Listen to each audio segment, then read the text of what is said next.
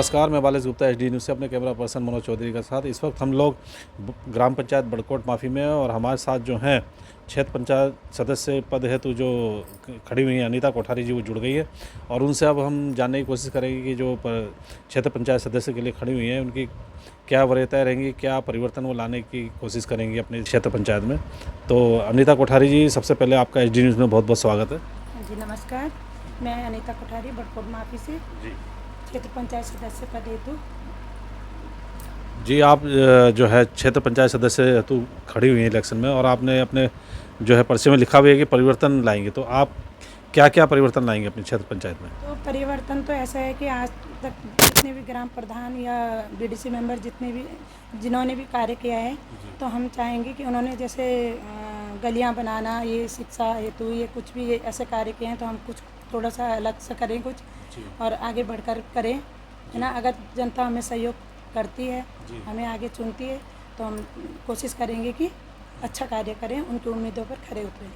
नहीं, अगर हम सिलसिलेवार बात करें कि जैसे आजकल बरसात का मौसम है, सड़कों में गड्ढे भी हैं और जैसा कि हमें कुछ लोगों ने बताया भी कि भाई नालियाँ जब बारिश आती है तो पानी एकदम सड़कों पे आ जाता है, तो उस विषय में क्या कहना है आपका? तो हम कोशिश करेंगे कि जैसे कि अब अभी हम क्षेत्र में भी घूम रहे हैं, तो कई जगहों पे नाले हैं, गड्ढे हैं, तो और रोडों में बीच में खाले बह रहे हैं, तो उसमें हम पुल बनाने की कोशिश करेंगे। जहाँ पर अगर जनता हमें चुनती है तो हम इसका कार्य पूरा करने की कोशिश करेंगे। मतलब ये कहना मतलब ये कि आप जो है स्कूल वगैरह के लिए भी खुलवा सकते हैं जब आसपास स्कूल ना हो बच्चों के लिए, और कई तरीके से जैसे सामुदायिक केंद्र होते हैं, इस तरह की व्यवस्थाएं हैं या अभी होनी है? नहीं, अभी काफ़ी होनी है, क्योंकि जब हम कहीं गए हैं तो मतलब ऐसा भी उठाया गया है कि हमारे यहाँ पर ये स्कूल जाने के लिए रास्ता सही नहीं है, कहीं पर ये भी समस्या आई है, कहीं पे बोल रहे हैं कि मतलब जैसे लैट्रिन बाथरूम की भी समस्या है, शौचालय की समस्या है, तो वो भी हम पूरा करने की कोशिश करेंगे। और कहीं पे पूछते की है कि ग्रामीण लोगों को बहुत समस्याएं उठानी पड़ती है, उसका हम कोशिश करेंगे, हम जीत जाते हैं तो हम उसका जैसे अभी आपने शौचालय की बात उठाई, तो अभी नरेंद्र मोदी जी, प्रधानमंत्री जी की जो योजना चली थी घर घर शौचालय, तो क्या हुआ, वो घर घर शौचालय नहीं बन पाए? नहीं, अभी एक दो जगह में अभी ऐसे घूमी हो, तो उन्होंने सबसे पहले यही बात रखी कि अगर कोई बन जाते हैं तो सबसे पहले हमारा शौचालय तैयार करें, क्योंकि हमें बहुत दिक्कत होती है, परेशानी होती है। यहीं दूधी वाले में एक बीच रोड पे एक नाला है, काफ़ी समय से वो नाला ऐसे बह के जा रहा है और पूरे सड़कों पानी बहता है उसमें जब भारी बारिश हो जाती है। तो उन्होंने कहा है कि पहले हमें जो ये बना कर देगा तो हमें ज़्यादा वो होगा कि चलो भाई, है ना। और शौचालय की रही, तो शौचालय भी हमने खुद देखा है कि वो खुद ही लेडीज वो मतलब बहुत ही तकलीफ में है और वैसे भी खुले में भी जा रहे हैं। हाँ, तो हम कोशिश करेंगे उसका। तो ये बड़े अचरज की बात है कि राजधानी देहरादून के जो बड़कोट माफी गांव है और कोई शहर से बहुत दूर नहीं है और ऋषिकेश और देहरादून डोईवाला के बीच में पड़ता है, लेकिन जैसा मैडम बता रही है कि आज भी जो है महिलाएं खुले में शौच जाने के लिए मजबूर हैं, तो ये बड़ी अचरज भरी बात सुनने में आ रही है। क्योंकि जो अभी प्रधानमंत्री जी की योजना चली थी घर घर शौचालय की, तो आपको क्या लगता है कि जो पिछले बीडीसी मेंबर है, ग्राम प्रधान रहे जो भी, तो इन्होंने कार्य ठीक से नहीं किया? देखिए, जब हम क्षेत्र में घूम रहे हैं तो लोगों का कहना है कि हमारा कार्य पूरा नहीं हुआ, तो अब जिस तरह भी है अभी करना पड़ेगा, क्योंकि ऐसा है कि अभी हमें समस्या देखनी पड़ेगी लोगों की।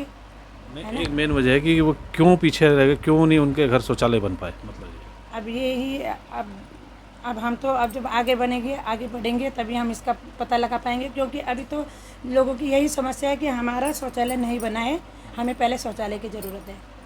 तो ये एक बहुत बड़ा सवाल है।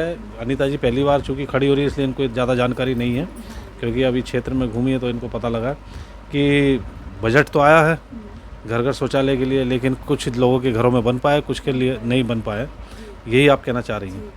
तो ये भी एक अपने आप में मुझे स्कैम लगता है बहुत बड़ा, जिस पे जांच होनी चाहिए। जी, दूधिया वाला में भी पानी की समस्या है, क्योंकि झील वाले में, दूधिया वाले में काफ़ी हद तक मकान बन चुके हैं और जो है ये पानी के नल हैं, पानी की समस्या है उधर। तो उनका कहना है कि हमारे लिए पहले एक टैंक भी, काफ़ी सालों से हम बोल रहे हैं कि हमारे लिए एक टैंक की व्यवस्था की जाए, वो भी वहाँ पर नहीं है दूधिया वाला में। तो कोशिश करेंगे पहले कि पानी की टैंक भी हम वहाँ पर बना पाएँ। जबकि प्रधानमंत्री योजना के अनुसार घर घर शौचालय, सीवर लाइन और पानी की टोंटी जी। मतलब नल पहुंचाना उनकी प्राथमिकता में, हर घर नल। जी। लेकिन आप बता रहे हैं कि ये जो अपना बड़कोट माफ़ी, यहाँ कई घरों में ना तो नल है, ना शौचालय है, शौचालय ठीक है जी, पानी की भी समस्या रहती है। समस्या है। तो इसका मुख्य कारण आप क्या समझती हैं? अब मुख्य कारण ये है कि अब घर ज़्यादा से ज़्यादा बन चुके हैं, पानी के नल लाइन कम है और पीने वाले यूज करने वाले ज़्यादा हैं, तो इसकी भी समस्या हो सकती है। मतलब ये है कि जो आपका कहना है कि कुछ मकान नए बन गए हैं, उस वजह से उनका अभी नहीं लगे हैं नल, तो वो तो उनकी अपनी समस्या है। वो अपनी लेकिन जो पुराने गांव में रहने वाले हैं, उनके यहाँ नल नहीं है, शौचालय नहीं बन पाए हैं, इसका मेन वजह क्या रही है? अब नल तो हैं लेकिन उसमें पानी नहीं है, अच्छा। तो वो बोल रहे हैं कि हमें पहले टैंक बना कर दें ताकि पानी पूर्ण रूप से सप्लाई हो पाए, हम लोगों को प्राप्त हो, मतलब पानी। मतलब ये लोग चाहते हैं कि टैंक में पानी, जब पानी आए तो टैंक में स्टोर कर लेंगे, फिर अपना यूज़ करते अब रहेंगे। कहीं कहीं तो ट्यूबवेल हैं, कहीं पानी है, थोड़ा बहुत तो है ही ना, लेकिन कहीं कहीं तो बिल्कुल पानी है ही नहीं। पानी की समस्या है। तो आपकी प्राथमिकता में पानी की समस्या, शौचालय वाली समस्या, और जो आपने सड़कों की और नाले की आपने जो नाले जिक्र की किया, है। जो सड़क पे पानी आ जाता है जिससे। पानी आ जाता है, सारी गंदगी है, पूरी पन्नियाँ अभी भी हमने, जबकि स्वच्छता के उससे कचरे की गाड़ी आती है, लेकिन सब लोग नहीं कर पाते, डालते ही नहीं है।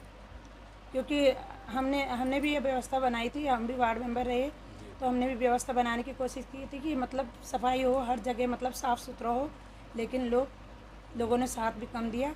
लेकिन अगर साथ देते हैं लोग, तो आगे हम ज़्यादा से ज़्यादा कोशिश करेंगे कि उनकी उम्मीदें पर खरी उतरें। तो क्या लगता है आपको, क्षेत्र में आप भ्रमण कर रहे हैं, क्या लगता है आपको अपने लिए कि जीत पाएंगी, सीट निकाल पाएंगी? उम्मीद हमारी पूरी है।